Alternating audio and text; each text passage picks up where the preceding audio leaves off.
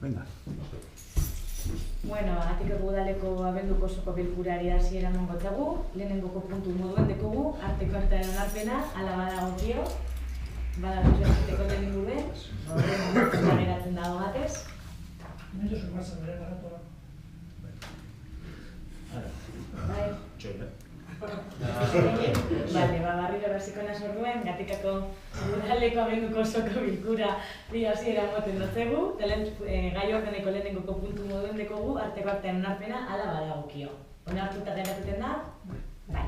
Bigarren puntura pasako gare, alkatetza dekretuak, honen ganean informazio batzordean emon genduan. Beraz, hirugarren puntura pasako gare, 2018ko aurrekontu aldaketa 20/2018 transferentzia bidez gauzatu beharreko aldaketa.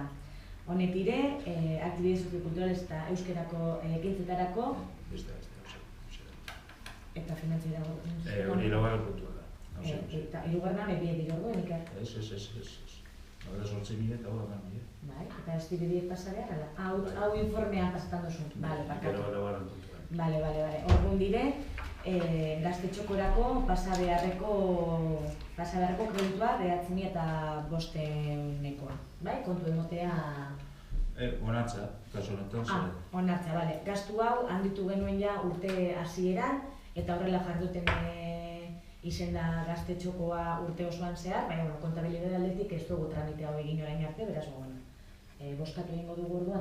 Bai, boskatzera jarriko dugu. Bildu, GTI, eta EAJ, beraz, onartuta geratzen da. Hau publikatu egin behar da? Egin dira bidali. Ez. Kontu eta onartu pleno. Hau ez da bidatzen aldundia, azken finean ez da permanente tesoria bidez finantzatzen. Kendu egiten da partida honetatik, eta binkulatu egiten da. Eta hemendik 8.000 horiek sartzen diez gaztetxoko partida, eta gehitu egiten da gaztetxoko partida. Eskerrik asko.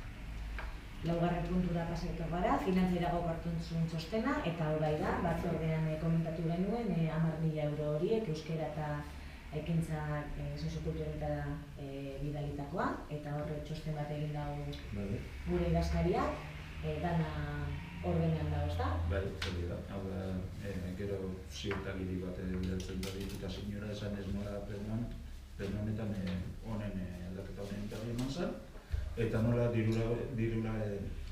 diruzentzaren gerakinak erabiltzeak, permanente tesoria denak, ez da bela zarantzak ipintzen udal honen finantza sostenibilitatea. Hau likidazioan, petrolmoteko likidazioan eraginareko. Bale. Kontuan dago. Eta azkenengoko puntua, bosgarrena, eskaerak eta galderak. Gauza zer komentateko honetan? Gauza bat, deko bakarrik duda bat. Lehengoan, basaldutan, egitibidez, pilu gatarat, pilu jarritu ez dizena.